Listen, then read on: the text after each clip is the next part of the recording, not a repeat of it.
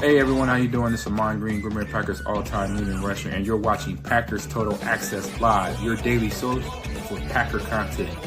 Go Pack, go!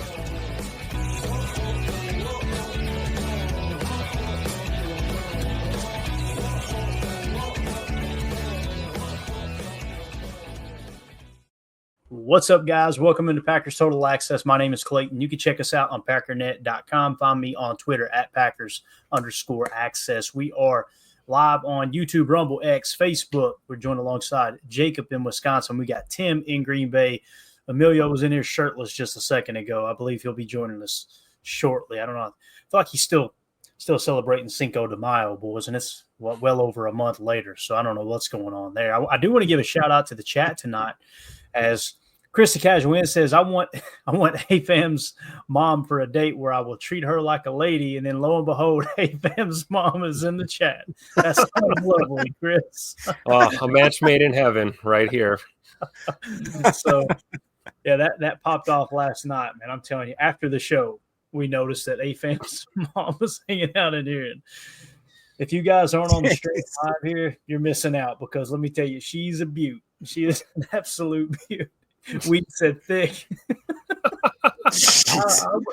I wouldn't describe her as thick. Man, thick. She's something. She got, I don't know. She got put away wet, something like that, man. Oof. All right, now easy. Jake Like says, wow, PTA dating. That's right. We're going to start a dating app, a PTA dating app. It's going to be exclusive to the Patreon group. So if you guys want to join that, just go to patreon.com/Packer Fan Total Access. $3 get you access to the dating app as well as all the other content on there. So PackersOnly.com. There you go. You don't have to be lonely at PackersOnly.com. So. You will be, but you don't have to be. Anything you boys want to talk about before we jump into the Green Bay, Minnesota breakdown here? Anything but AFAM's mom and speed dating on our show. I've got something I'd like to say. You have the floor, Jacob. Go ahead. All right. Well, I tried to rush the Minnesota talk here, and now go ahead. I'm just joking. I tried to rush in some late minute homework to try to see if I could create, something positive for the podcast other than AFAM's mom talk. But I was able to catch the first half of an interview with Ed Policy by Larry, and it was just released, I believe, about a couple hours ago on the Green Bay Packers YouTube channel.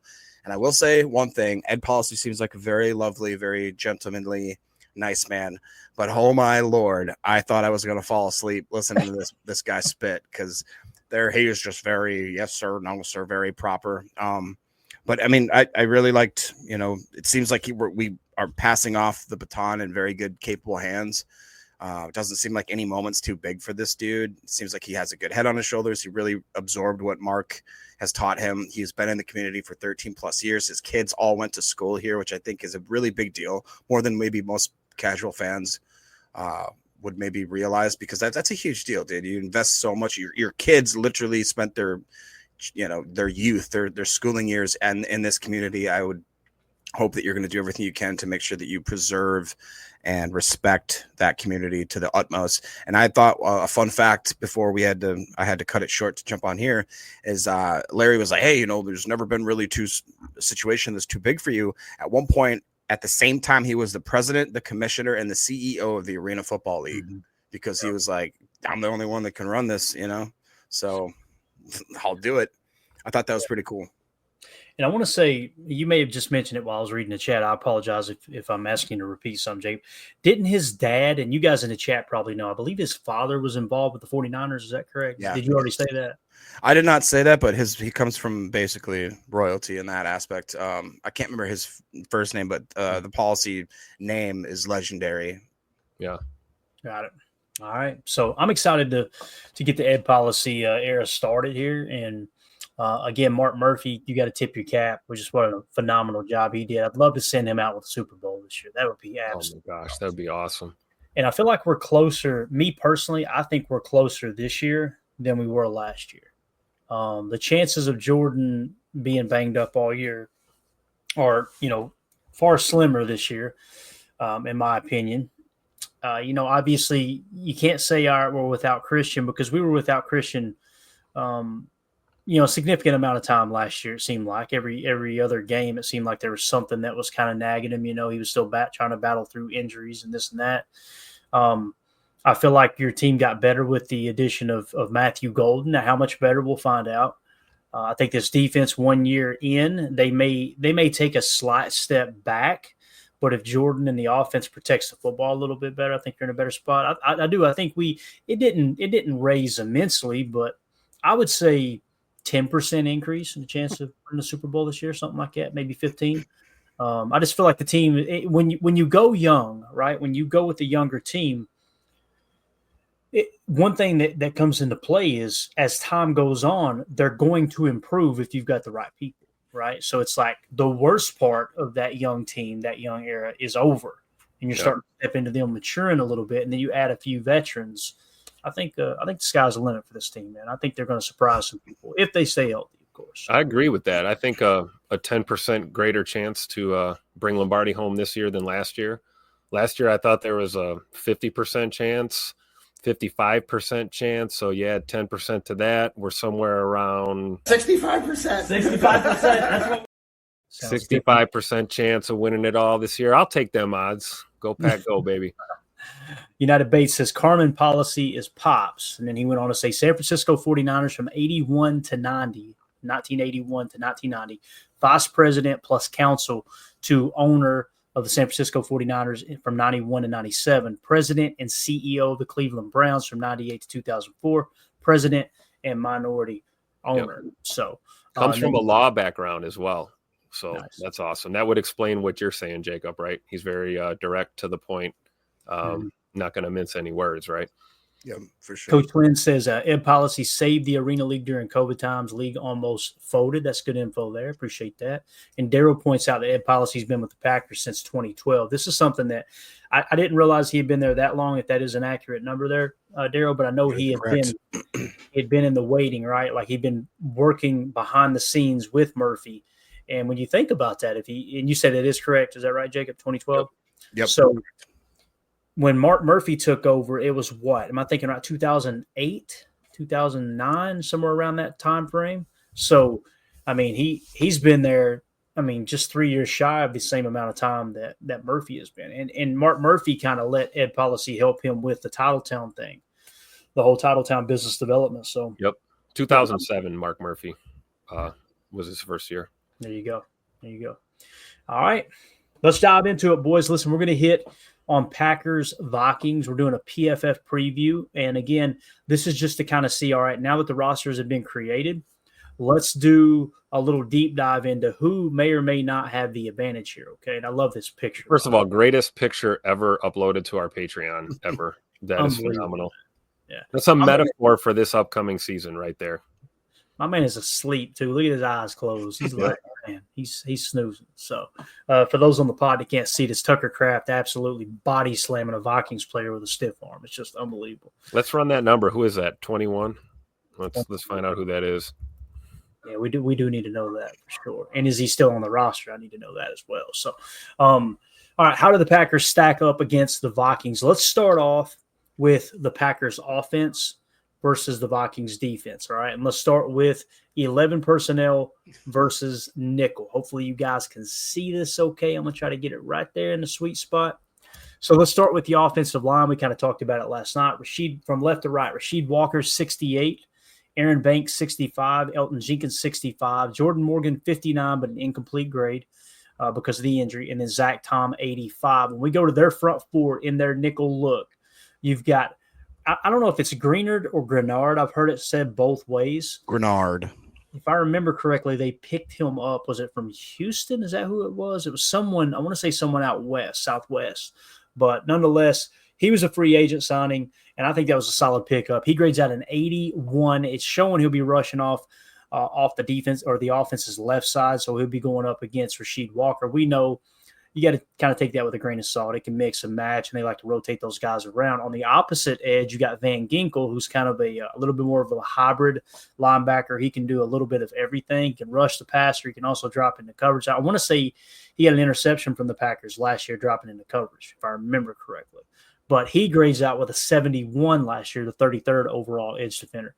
And then in the middle, this is where it gets a little bit shaky for them, man. You've got who is that, Hargrave in the middle with an incomplete grade of a 60.6, and then Phillips with a 58.3. It seems like the soft spot in their defensive front here, Jacob, is definitely in the middle of that defensive line. Their edge defenders, that's about as good of a tandem as you're going to find across the league, man. That's pretty solid. Yeah, definitely. Interior is where we got to try to attack them for sure. I believe it's Jonathan Hargrave and Harrison Phillips, if I'm not mistaken. I believe, again, the Vikings have done a great job of a few things. They are really good at patching and plugging and playing guys on the defense. Seems like every year they just find these random free agents that have no business anywhere else really doing much, and they come to the Vikings for pretty decent discounts on their contract, and they just really perform really well. It seems like year in and year out, they have a consistency, whether it be on the D-line or the linebacker room, that they can just get production out of seemingly, I don't want to call them like UDFAs or really like scabs or nothing, but guys that maybe haven't gotten a lot of shot or a lot of, respect or flowers from other teams, and they just seem to perform well. Jonathan Grenard, I think, is a very, very underrated D-end, edge, whatever you want to call him. And Van Ginkel is the same type of thing. Like you said, I believe he did intercept a pass against us, caused a major turnover. And the linebacker room, I know we're not quite there yet, but I think the interior is definitely where you attack. As far as D-line goes, that's definitely where you're going to make the money. Definitely.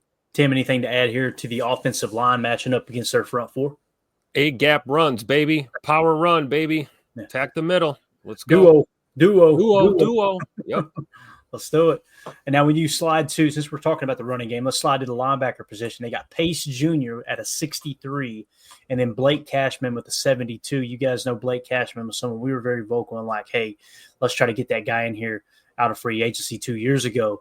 The Vikings went and got him, and man, did he live up to it. He's a solid backer. So a 72 for Cashman, a 63 from Pace Jr. Obviously. Sorry, just this podcast has been pretty good. We wanted Cashman. Remember, we wanted Bobby Wagner.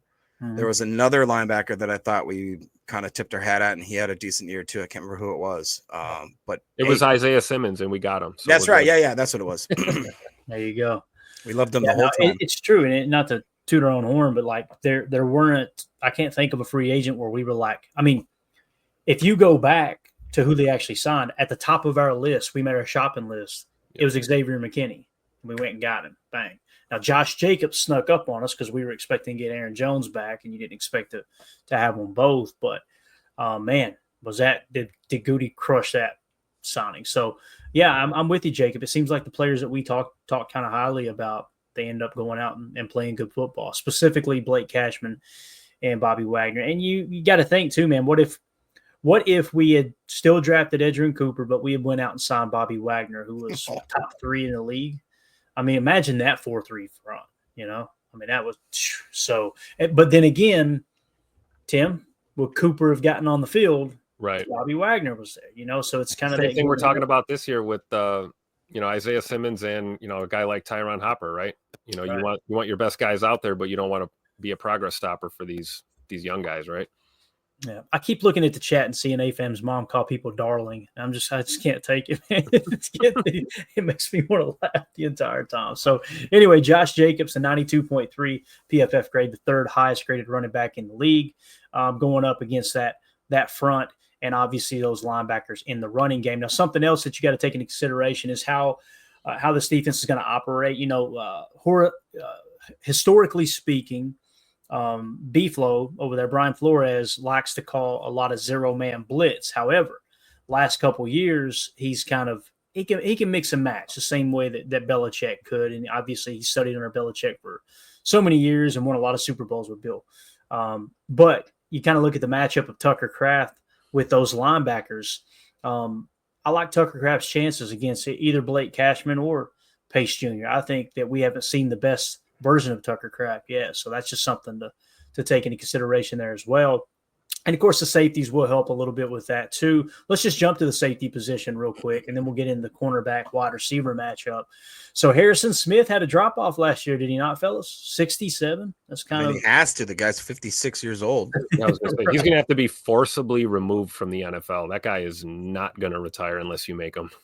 And listen, 67 isn't a bad grade, right? No, but it's just not near where he used to be, right? Right, exactly. Yeah. So – and then, of course, you've got – I can't see what the other name is there. Martellus.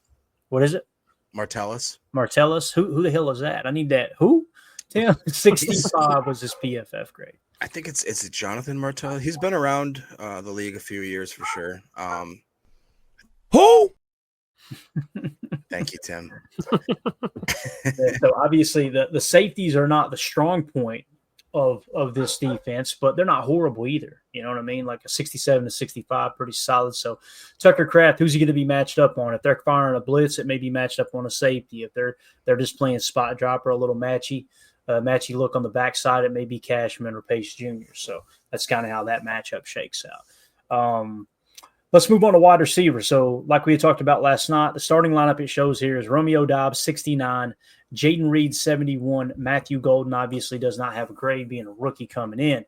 Now, it looks like they've got a rookie in Blackman, and then they've got Murphy Jr. in the slot, the 22nd highest graded cornerback in the entire league last year to 73.4, and then the 24th highest graded cornerback in the league over with a 73.2 in Rogers. So their defense looks pretty solid. I'm gonna go and just do a quick check here and see where they rank defensively. But what do you guys think about how the wide receivers and the DBs match up here? It almost seems like corner is probably their strong suit, other than maybe edge there on the D line. So I don't think we can sleep on those matchups. It's tough when you got a rookie DB out there. We got a rookie receiver, so no grades there. Kind of the wild card unknowns. But it'll be fun to see some of these matchups with Rome and Reed and Tucker Kraft and these guys working with some of these corners and safeties. So I don't think we can take that for granted, and that's all the more reason, right, to run the football, try and soften up that pass D a little bit, Yeah, Jacob, with the pass defense, it looks like they gave up 6.5 yards per pass attempt last year, and that was 11th best in the league. So they're borderline top 10 passing defense, looks like. Yep. Yeah, honestly, if you were to make me pick which position group is their strength, I think I would say cornerback room. They was it Byron Murphy Jr. they re-signed. I know that he was going to test the market, and that was probably their best homegrown guy that they had. Blackman, I can't remember his first name, but I believe that was another draft pick that they wanted to see come to fruition. I think he had some injuries last year, but they were higher on him, I believe, than they were of any of the others. So they could have another third or second, third string guy that's pretty strong. Rogers, I want to say that was another free agent. My mind is telling me Isaiah Rogers, but that's the guy we got, right? I believe that was a free agent pickup as well. But honestly, if your cornerbacks are consistently in the mid 70s, I'd be pumped about that. You know what I mean? Like consistently. So I was a little surprised when I look at that breakdown. I think that the interior defense is just screaming that is a glaring weakness for the Minnesota Vikings, which has not always been the case. My mind frame always goes to the Williams wall with Pat and Kevin Williams and just not being able to do anything through the A gap, the B gap, anywhere near those freaking monsters, the Twin Towers that were those dudes.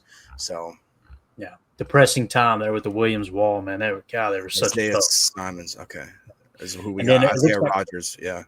Minnesota's run defense was fourth best in the league, allowing only 4.1 yards per rush attempt. The Green Bay Packers are right ahead of them at 4.0. So the run defense is pretty solid as well. We got Emilio joining us now. Emilio, we're just kind of breaking down the comparison here. Our 11 personnel versus the Vikings nickel defense. Vikings look pretty stout, man. Their numbers are solid too. Borderline top 10 passing defense last year. You're talking about a top 5 running defense. I'm going to go to points per play next, but what do you think about what you see here on the chart, man? Yeah, no, I mean, they went out and spent in free agency to bring those D tackles in, right, to try to bolster that where they were a little light there. Pretty sure Van Ginkel got some money this offseason as well. So they're trying to rebuild it, keep it going. Harrison Smith somehow still back there. I mean, I don't know, but I think we were matching up a lot better against the Vikings this year. I think with our O-line and everything. But yeah, they're always trying to patch some holes. I think Tim or Jacob was hitting on that. Definitely. And when it comes to points per play, so you're basically scoring defense, Minnesota was just ahead of the Green Bay Packers in a number 4 spot at 0.318. So they had a legit top 5 defense last year, no doubt about it. So, all right, let's move down to 12 personnel now. All right, so this is our 12 offense, 1 running back, 2 tight ends against their base defense, which as you can see here, they run a 34 front, and you'll notice that Van Ginkel kicks outside. Grenard kicks outside, and then they go to that 3-man front with the nose tackle. Looks like Phillips is going to play nose tackle. They got Allen at one end, Hargrave at the other. Again, PFF-wise, they look like cheeks, but the numbers suggest the defense played pretty well last year. Now, Emilio, do you know which one of those or how many of those players were free agent signings? The 2 D tackles were, I'm pretty sure. Let me pull it up. So maybe both Hargrave and Phillips, what you're thinking? Hargrave and Allen, I believe, were. Yeah, who it was. Okay. Gotcha. I'll tell you, man, I don't know how much they paid them, but PFF didn't agree with it too much, right? As they're grading out in the 50s, borderline 50s there for Hargrave at a 60.6. But nonetheless, that's their 34 jam look there. And then they bring Pace Jr. in at inside linebacker. You can see how in the nickel, Van Ginkel kicks back to stack backer, but in the base, he plays that outside linebacker edge position. Javon Hargrave, Jonathan Allen, they brought in. They also brought in Jerry Tillery, DT, and Jonathan Bullard, DN, and Jonathan Grenard, linebacker. Got it. So, man. All right. So that's kind of how the Packers and the Vikings stack up with the Packers offense against their defense. Now, the big thing that changes here with 12, Musgrave coming in again, we talked about it last night, somewhat incomplete, being banged up last year. 47 is his PFF grade. And the big thing that changes there, obviously, is they're going to bring in kind of Pace Jr. and let Van Ginkel rush off the edge along with Grenard at outside linebacker. So, I kind of feel like that's a push between Pace Jr. and Musgrave in terms of trying to catch them in a mismatch. So, might be a good opportunity to try what we discussed last night, right, Clayton? Bringing in a Savion Williams or utilizing Jaden Reed a little differently, kind of running that 12 personnel without 2 tight ends necessarily on the field. Savion the H-back, baby. Yep. If you go that route, then you're minus Musgrave, and what they're going to read is 11 personnel, so that would trigger back to their nickel defense. So that would be the defense you'd be facing if you had Savion in the lineup as opposed to our boy Musgrave. And I'm with you, Tim. I think I would rather see that, personally. Now, I know there's a lot of people. The hype train is full steam ahead for Musgrave. I've seen a lot of people going, we need to play more 12. We need to play more 12. I disagree. I think our best 11 is in 3 wide receiver sets. You can see it with the explosive plays last year. It just feels like that's where they're most comfortable at. Matt wants to make sure that he's got enough weapons on the field. And Musgrave obviously not playing with great contact balance, at least at this point in his career. So we'll see. Doesn't it almost seem logical that, we sit here every night talking about how we could have 7, 8, 9 wide receivers on this league or on this team, that why would we force being in 12? You know what I mean? Right. Clearly we got talent bursting out of the seams at the wide receiver position. Mm-hmm. You look we've at proven to be able to run the ball also out of 11 personnel very effectively. So, and when you look at it too, it's like you can look at it from a personnel standpoint. Go, okay, I think this is our best 11 players, but then you look at it historically and precedent. All right, what's Matt LaFleur like to do? He loves 11 personnel. There's this big misconception that he's going to run 21 and 12 all the time. It's like that's not who he and McVay are. Shanahan, sure, but I think you're going to see Shanahan shift out of that now that Juszczyk is I think he's gone now, right? He's not even on the team. Yeah, he's gone. He's gone. So I bet you'll see Shanahan kick back into a little more 12 look. And maybe some balanced 2x2s as opposed to putting a bunch of people in the back, because Debo's gone as well, So right. Debo was that guy they like the motion in the backfield. So United Bates says, it is one of the things I love about this chat. Different ages, different life experiences, and still all can talk ball and have a good time, man. I agree, Bates. Sometime when the show, when I'm in here talking, and I'm like, man, I'm so tired of hearing my own damn voice. And I just glance into the chat, and it just makes my day. You guys are unbelievable in there. You never know what you're going to get. in the chat. That's for sure. So we got a good group though, man. I'm telling you, you guys need to hop into the Patreon group. It's awesome people in there. It's really, really cool. You can get connected with everybody in there and chat it up for sure. So let's move on now to the nickel defense for the Packers, as well as the 11 personnel for the Vikings. This is where it gets really interesting. And the first thing I want to talk about here, and listen, I'm not here to slander Aaron Jones's name. You guys know he did a lot for the Green Bay Packers. But can we just take a second and respect Goody and admire the fact that Jones, grading out of the 75.4, was the 19th highest graded running back, while Josh Jacobs was in the 90s at the number 3 graded running back. So that was the right move. I think we would all agree. The other thing I want to really key in on here right off the bat is the thing that I don't understand with the national media is they're talking about J.J. McCarthy just being this absolute stud. And I'm like, what in the hell do we have to go off of? Like, he hasn't started a single game. Guys, he couldn't even practice last year. He was on the IR and wasn't even allowed to practice with them. If I'm understanding correctly, when you're on the injured reserve, you're not allowed on the practice field at all. So this dude did not practice with the team. Like, and all of a sudden he's going to step in year one starter and just take them to another level. I don't, especially after Sam Darnold, I think we would all agree kind of outkicked his coverage last year. Like he played better than he ever has in his career. I think the Vikings looked at that and said, there's a snowball chances in hell, of him going back next year and playing at that same level. So we're kind of paying him for what he just did, knowing that's probably not the player he is consistently. So I want to get your all's take about that. Let's go around the horn with that one time here. We'll start with you, Emilio. J.J. McCarthy, Aaron Jones, Aaron Jones is starting to taper off a little bit. I think we would all agree. Right. Yeah, that's true, man. He's getting up there in age, and like we've said, McCarthy coming into a brand new thing. Obviously, he's going to get reps in the offseason. He's going to get preseason and all that, but he needs to come out and show it. And he has no film, nothing. It's just like Jordan Love. I think he's going to go through some ups and downs. And I think that him not being able to practice a lot last year also kind of hindered him. Like at least when Jordan was sitting, he was still getting reps, still being able to do twos and stuff like that. With JJ just being out, that's going to be tough. So, you're going to be coming into it going uphill. Absolutely. I think by midseason, near the end of the season, right, he might get his feet under him, but he will also wasn't asked to throw a lot in college either, right? So it's going to be a little bit of a different game for him, and how many times he's going to turn around and hand it to Aaron Jones. Yeah, Ron Samble in the chat says, I saw a quarterback rating that had McCarthy ahead of Jordan, had him number 12 and Jordan number 13. Jake, those are your people out there in Minnesota, buddy. What the hell's going on? No, those ain't my people. Don't put me in that pit. Got name my mouth. What I think, honestly, when I look at this on paper, is the Vikings need to believe that J.J. McCarthy is the guy, because honestly, look at this team. All they're missing is a quarterback. Yeah. I mean, quite literally, this offensive line, barring the fact that Donovan Jackson is a rookie, we have no stats on him at left guard. Otherwise, you got Darisaw in the 80s. The Kelly they just got, Ryan Kelly 67. That's great for a center. Will Fries is at an 86. That's almost elite. O'Neal almost elite. Hawkinson's awesome. Addison's awesome. Justin Jefferson maybe the best wide receiver in the league. Got Naylor, whatever. Naylor, I hardly knew her. Jones back there splitting time with Jordan Mason.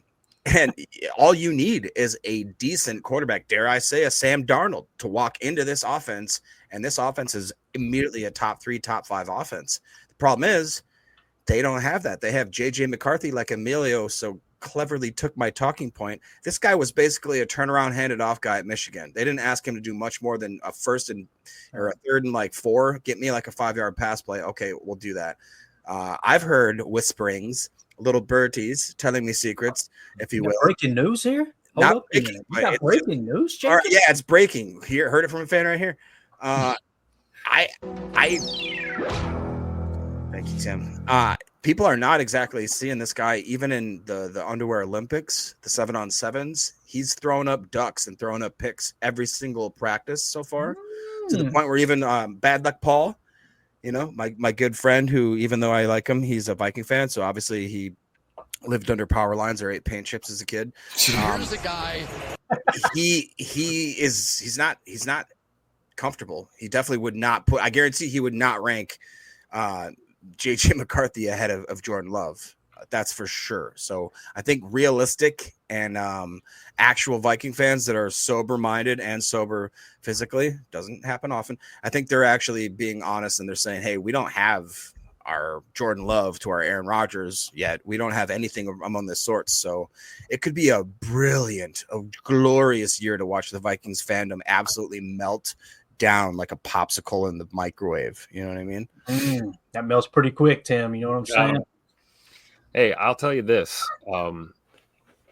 You can have the best receiver core on earth. If nobody's getting on the ball, you're in trouble. And even with a great, a great defense or a decent defense, if you can't put points on the board, you're going to be in trouble. So I think it's absolutely insane to rank any quarterback who's never played a snap in the NFL higher than a quarterback that's crazy. Got a couple years of service. So, and it's, to Jacob's point, I mean, it's true. I mean, we saw Jordan have a pretty good first year as a starter and then, had some ups and downs last year, right? Injuries, got banged up, but he had the luxury of playing behind Aaron Rodgers for a couple of years and being in a system. Like, it's no secret how we do things here in Green Bay. JJ McCarthy has not had that opportunity presented to him. So you're talking about a guy who's going to be a first-year starter. I think he's probably got the most pressure on him of any quarterback going into the league this year. I mean, I think it's up for debate. Aaron Rodgers. I don't think so. This is his swan song, right? Last year for good old Aaron. I don't think Aaron's feeling any pressure whatsoever. I think JJ McCarthy, a young, unproven, number one pick. Correct me if I'm wrong. Was he first overall or was he just a first round? No, first round pick. Okay, so first round pick, lost his rookie year. The team contended last year, made the playoffs, had a great regular season, yada, yada, yada. Well, that quarterback's gone. Here you go, kid. Here's the keys. Don't screw up. Don't crash the car. I think that's a lot of pressure for a young guy, especially a young guy who, like you guys accurately pointed out, didn't throw the football a ton, at the University of Michigan. So I don't see a year off, making him better as a quarterback, and the inexperience is going to play a role. I will say this though, Kevin O'Connell knows what the hell he's doing. So we can't take anything for granted here against Minnesota, but it's going to be an uphill battle for a guy like McCarthy, I think. Yeah. Go Pack Go all day. He says Vikings should have signed Darnold or Aaron Rodgers. What's crazy is it got kind of swept under the rug this last week. News came out that Aaron Rodgers, they actually asked him. He said it was never on the table for him to play for the Vikings. He would never play for the Vikings. The quote was, "I would have retired before That's I what it played was, for yeah. Minnesota." And then earlier in the offseason, obviously still talking crap about the Bears. Like, I don't understand why that portion. I know why that portion of the Packers fan base doesn't like Aaron, but we won't go there. It's just that dude, he could have tried to stick it to the Packers. Like, Jordan gives him so much credit for molding him into the quarterback he is and helping him every step of the way. Matt LaFleur gives him all the credit of helping his transition when he came to Green Bay, right? And then when it was time to walk away, he didn't raise a bunch of stink, Goody made his decision. Whether Aaron made the decision or Goody made the decision, they parted ways. We got a little draft compensation. He sold off. Hey, thank y'all. Appreciate everything you did for me. Appreciate what you did for us. And it was just like this mature breakup. And I can't wait till we hang that number 12 in Lambeau. I just can't wait. So, again, I just thought that was awesome that Rodgers went that route. Like, hell no, I ain't playing for the Vikings. Lost your mind. I would have retired first. So let's move on to offensive line. This is where they look pretty good, guys. I ain't going to lie. They got Christian Darrisaw at 81.4. Jackson must be a rookie. Any idea who Jackson is at left guard? You guys fire Donovan away. Jackson. I believe he was Ohio State. He took over left tackle for when their big guy, who I am blanking on in the draft, ended up getting hurt. He actually kicked out to left tackle and did very well there. So I was surprised that they relegated. If you guys remember, I was surprised the Vikings ended up having only like 4 draft picks, and they used one of them on a guard. So I was kind of going, doing that whole thing. But they clearly saw him as a plug-and-play starting left guard that could, in the worst-case scenario, potentially kick out to be a productive tackle. So that actually makes sense. How did they do that? 4 picks? Like, they didn't even get any comp picks, nothing? Like, that's including everything they had? They only drafted 4 players? Hey, I'm telling you, though, they got this guy crazy. He's a draft wizard, and he's really good at all this stuff. and he's been doing it for the last like 6 years, and they're super good and stuff. And what? Oh, for sure. Emilio, what do you got? What do you got on Donovan Jackson, their rookie guard there? I just was going to pull up the old board that we had. We had him third, right, on the interior lineman, just behind Gray Zabel and Booker. And you're talking about Josh Simmons, Jacob. That got injured and then went over there. But yeah, no, he really did. He played well, being asked to move over to that left tackle spot midseason, and handled it all the way through. So I think that it's a good pull, but we got a guy last year like that, and we also got one this year, kind of around the same idea. So I think we're going to be in good shape, against that front. And we had Donovan Jackson, like Emilio said, the third best interior offensive line with a grade of 44.7. A good, just casual way to look at his value. He was worthy of the 44th pick type thing. Okay, that's how that grade kind of shakes out. So do you guys, are you surprised at the fact that obviously this is PFF, it's whatever, that Enigbare is listed on here over? To me, it's got to be.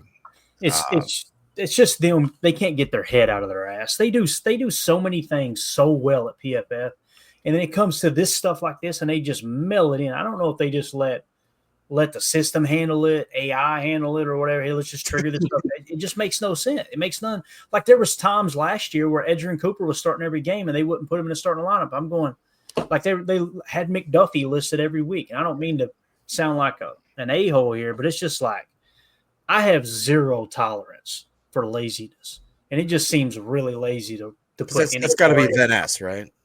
Oh yeah, absolutely. It's Van Ness. Yeah, it's Van Ness, and then it's probably, to be honest with you, I think Brenton Cox Jr. outsnapped Enigbare there by the end of the year. So again, it's just that's a little frustrating. Like they're going to start Enigbare over their former first round pick who finished the year with damn near a 12% pressure rate. It's just, anyway.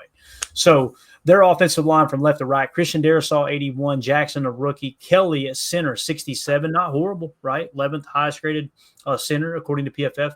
Then they bring in Freeze, who had an incomplete grade, but albeit in the 80s. And someone had pointed out, I believe he was coming off pretty major injury last year. I wish I had marked it, but someone in the chat had mentioned Freeze. I think it's either Fries or Freeze. I've heard it said both. I think it's Fries, but who knows? Fries.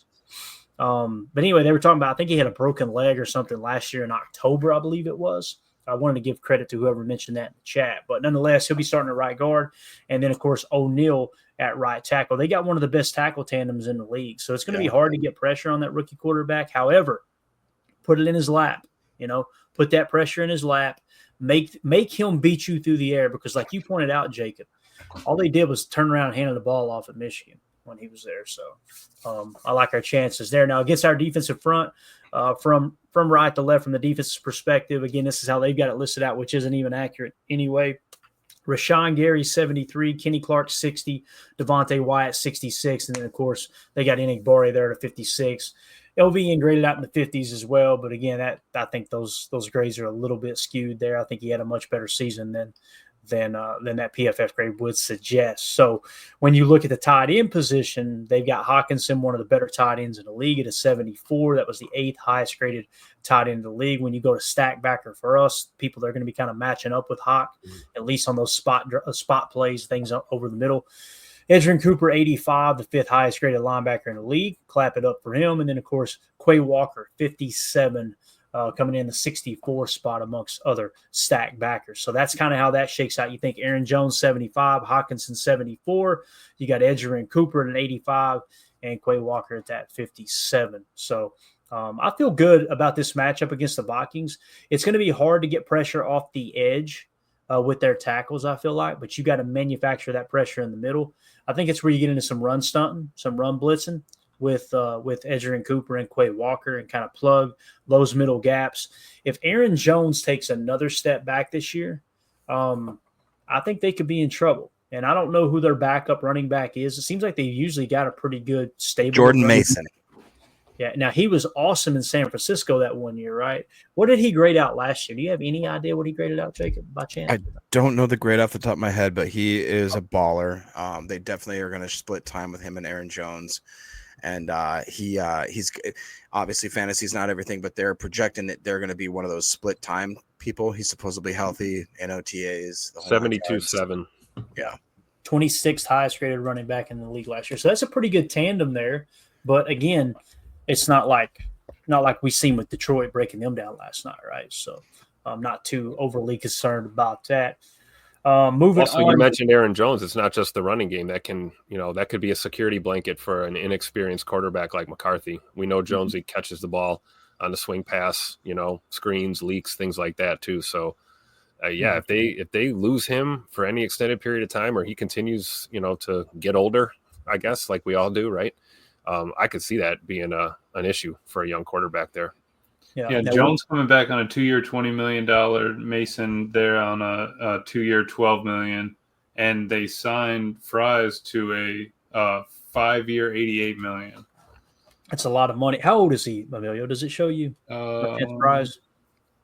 Because I feel like they got a lot older this year in free agency. I could be wrong there. Quick on him, real quick. He is 27. Okay, so so he's still got some of his best football ahead of him. All right, moving on to wide receiver against our DBs. Obviously, Justin Jefferson, absolute dog there. I think that's an 88.6. Kind of hard to see. The ninth highest graded receiver in the league. And, of course, Jordan Addison, a 72.9, the 42nd highest graded receiver in the league. They got Jordan, or not Jordan. What's Naylor's first name? I'm trying to think. Jordan Naylor. Or no. Jordan? Yeah. Jordan. Jalen Naylor. Right. Yeah. So you got Jalen Naylor. At a 59.3 in the slot. Now, he had a big game against us last year, if I remember correctly. Yeah. I remember him cooking us a little bit. Might have to dig up some tape because I remember that name popping up more than once in that matchup. Now, with our DBs, again, we talked about this last night. I personally think it's going to be Keyshawn Nixon on the outside with the 64.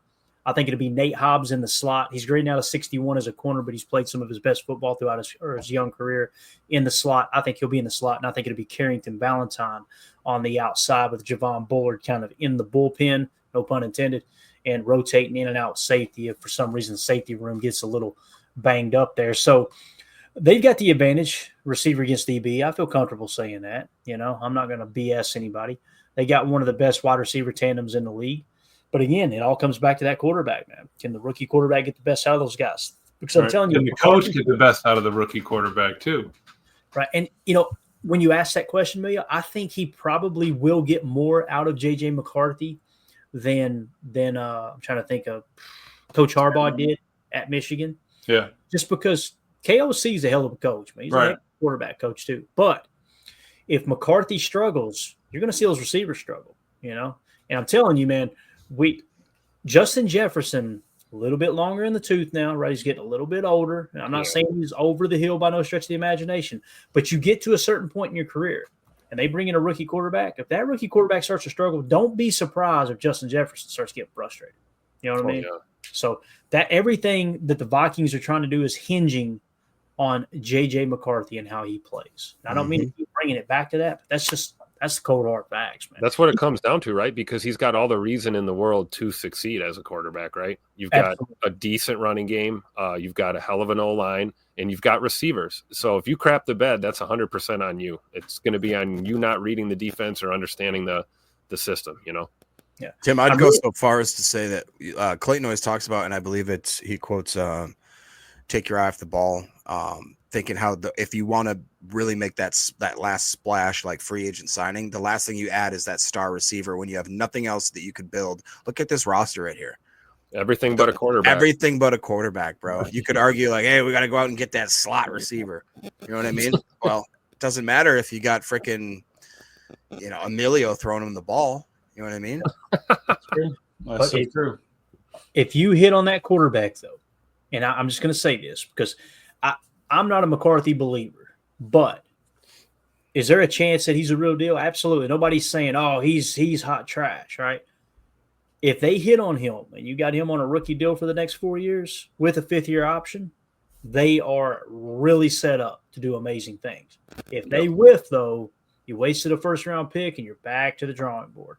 And what's going to end up happening is some of these older players contracts are going to come due. Now you're going to be missing a tackle here, missing a player there, and things are going to get really, really interesting. So one thing I will say, I'm excited to see on a 3rd and 8 if J.J. McCarthy can read out a cover 6, the difference between a cover 6 and a cover 9. or us doing a little double A gap mug and having the athleticism at the backer position to drop into a Tampa 2.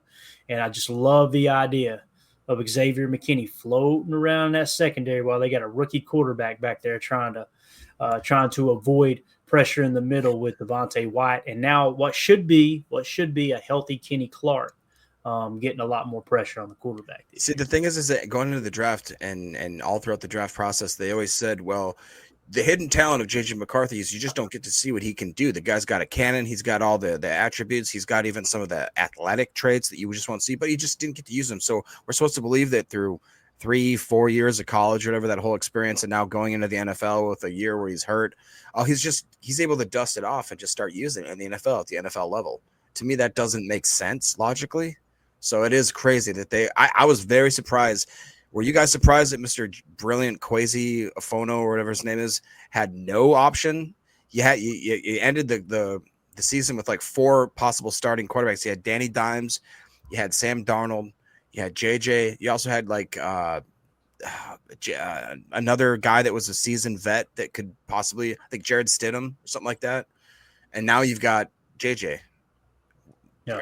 Are you surprised with that? Do you see any snowball's chance in hell that a guy like Kirk Cousins gets a call, or that something like that? Man, if the wheels really fell off, maybe. You never know. That would be crazy. I don't think either side burned that bridge, to be honest with you, Jacob. But yeah, it's very interesting. I'm glad you brought that up, because I think that could potentially be on the table. You know, you'd like to make that decision before you break training camp. Maybe they get a couple weeks into training camp and go, oh, crap, we made a mistake, right? Or they could go into a couple weeks into training camp and be like, all right, boys, we got the franchise here. You know, everything's on the table at this point. So let's move on to their 12 personnel versus our 12 or our base defense here. Okay, so obviously the only thing that changes is they bring in their backup tight end, which is Oliver, a 74.3. He was the 9th highest graded tight end. So KOC has really got those tight ends playing pretty well there, according to PFF. And then, of course, we bring in our extra stack backer. Now, they got McDuffie listed at a 55.3. Most people, I think we did the poll question the other night, and most people said they want it to be Isaiah Simmons, right? If I remember correctly. Me personally, I hope Tyron Hopper wins the job, or Colin Oliver just blows everybody's socks off playing stack backer at training camp. Now, he could come in and just be predominantly an edge defender. I'm not trying to suggest that the Packers are going to play him at stack backer. I'm just saying the college tape suggests he's got the instincts to play a really good stack backer position if it translates over to the NFL. So that's what changes in terms of 12 personnel there with the Packers defense and their base 4-3, and obviously the Vikings with their 12. So parting thoughts on the Packers-Vikings matchup there, guys. Is there any team statistics you guys want to see? I'm going to pull up real quick, not on the screen, but just for a quick reference, the turnovers. But let's go around the horn one time here. Anything we maybe didn't cover or something that you want to add on here? You know, I'll just say quick that I don't think that it's fair to be able to pull up any offensive stat and compare it, because just simply the fact that Sam Darnold's gone, J.J. McCarthy's here, and he's an untested, unproven NFL quarterback. So, you know, the NFL is all about projections and stats and this and that and over-unders. But I don't think you can project the guy coming in and winning a certain amount of games, which it just seems like you listen to the NFL overall and specifically the Vikings fan base, and they're like, oh, JJ can at least win us 8 games. Like, how do you know that? You don't know that. There is nothing on tape or on paper anywhere that shows that you have any way to believe that, other than the fact that that's what you want to believe, you choose to believe.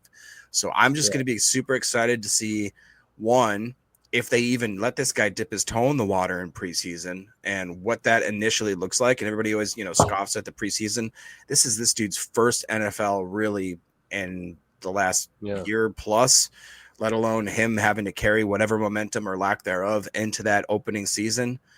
It could be rough, boys. It could be really rough for the Minnesota Vikings, simply just because of one guy in a game that's so crazy, because on any given play, you think that one person doesn't have that much sway, that it takes all 11, all 22, depending on, how you want to word it.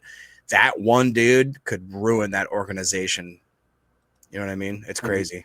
And when you come to takeaways here, boys, Tim, Emilio, Minnesota actually led the league last year in interceptions per game on defense, 1.3 per game. I don't see that continuing.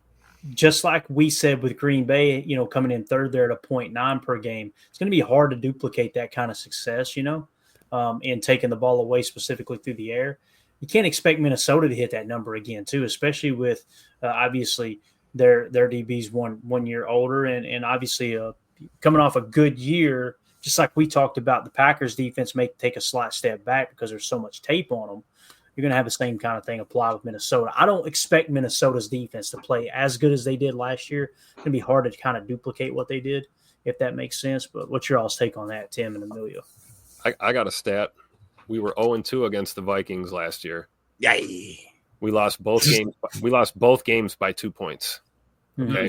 So if we are in a situation like Clayton's describing here, where maybe this defense isn't as good as it was last year, giving us a chance to put more points on the board, and then if you couple that with what we just discussed offensively from the Vikings perspective, and maybe our defense possibly taking another step forward, or at least definitely not backwards, I think we have a chance to maybe turn that 0-2 into a 2-0 this year against our division rivals. And I do think it'll be some close football games. Don't get me wrong.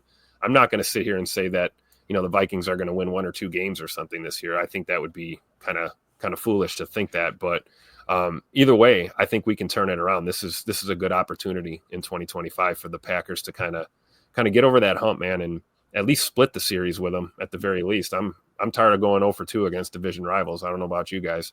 We've got to split the series. Emilio, we did throw 3 interceptions in that September matchup against the Vikings. Yeah, no, it's a tough one.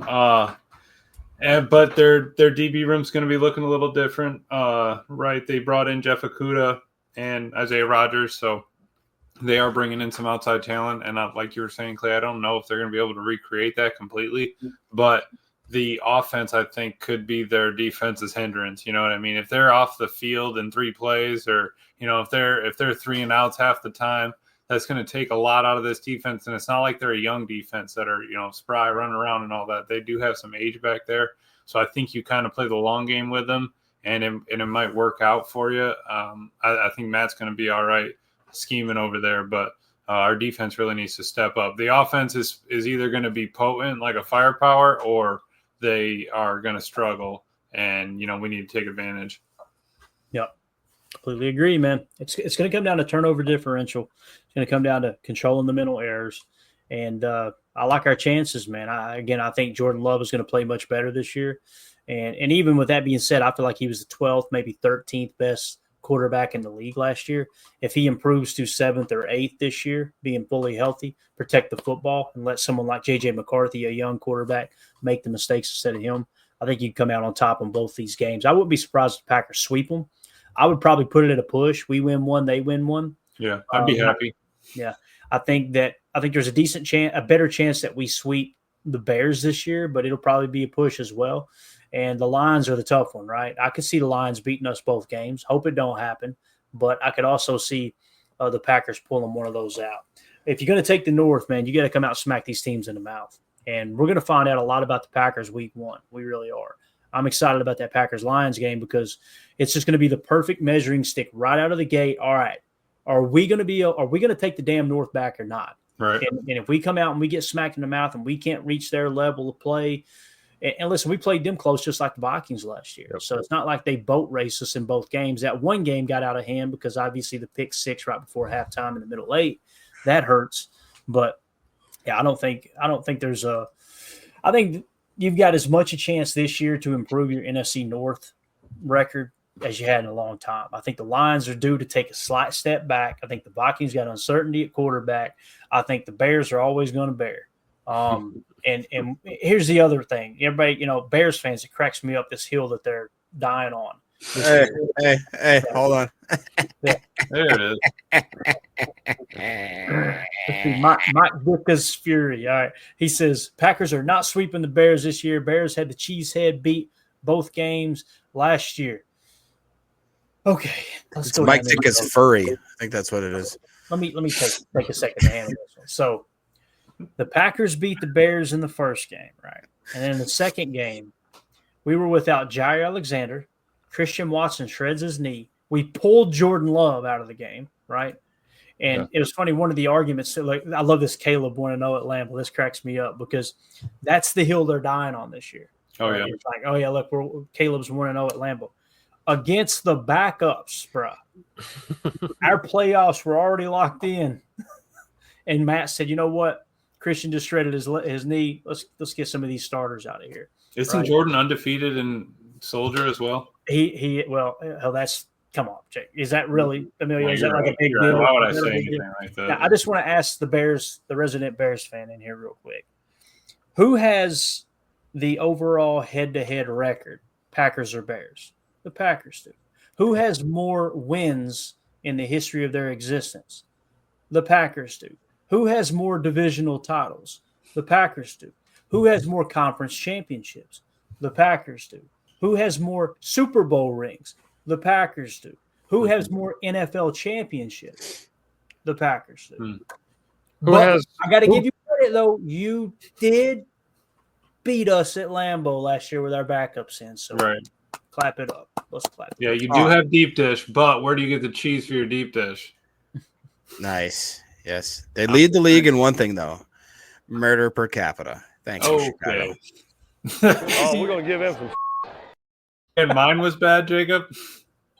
Just saying. It's All true. right. You're an amazing person. You know that, don't you? So appreciate the Bears fans swinging it. What I love the most about this that they don't get, how bad is your fan base? How bad is your organization? How bad is your content creators? That on a random June 17th, You got to you're find hanging out on a Packers show. Get ready to go. You're hanging out on a Packers show, bro. Yeah. I pause for dramatic effect. Get ready to go. Join the Patreon group right here in the corner. We need some comedy in there. Join the Patreon group.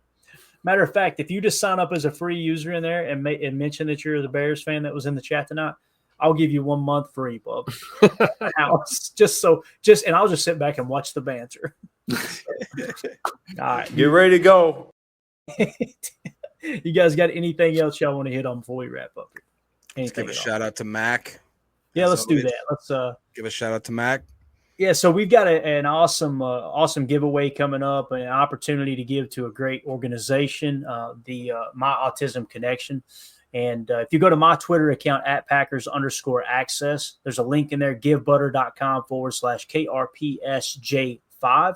For every $5 that you donate, you'll be entered into the contest one time. So if you donate $50, you're going to be entered in 10 times. That's quick math. You see how I did that? Jeez. So, and what we'll do is put your name on the wheel. We'll spin that sucker, and we're giving away an autographed Dorsey Levens jersey. Again, just donate to that. And listen, if you don't want the jersey, you just want to donate to a good cause, I'm telling you, it's an awesome, awesome cause. That's My Autism Connection, building hope, community, and independence for autistic adults. So I'm really, really excited to partner with them this year and help drive some funds over there to what they're accomplishing, making things happen. Way more important stuff happening over there at MAC than here in this chat tonight. I promise you. My God. So anything else, boys? We good?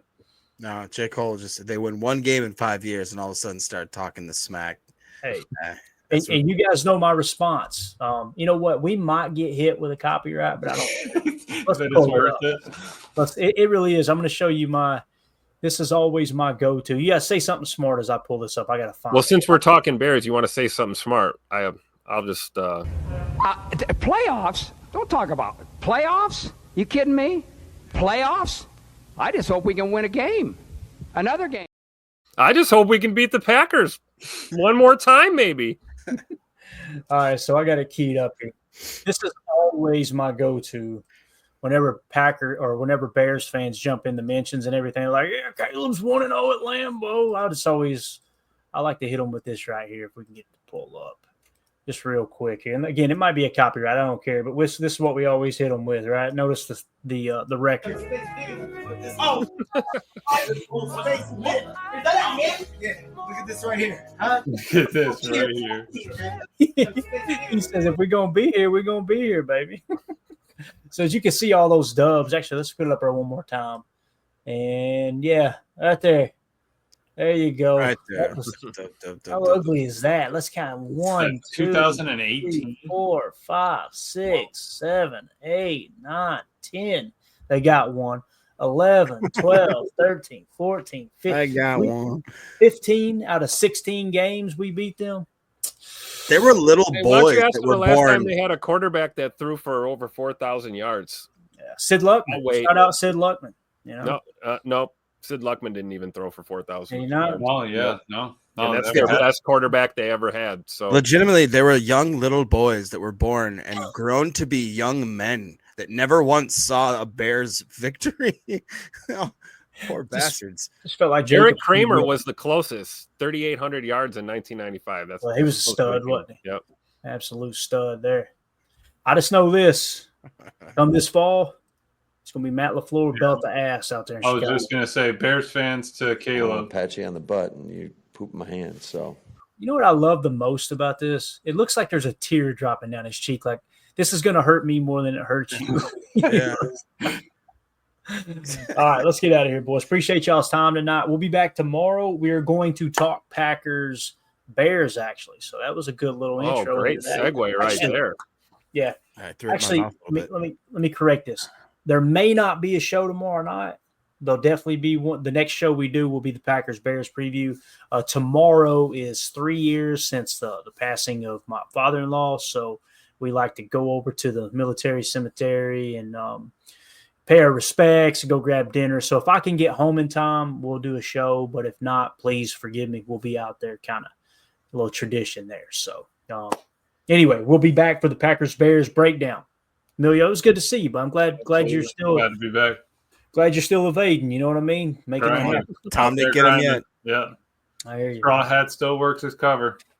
Jeez. This show sucks so bad. All right, we'll see y'all tomorrow. I'm not even going to hit the normal goodbye. Just find something else to watch. This show sucks. There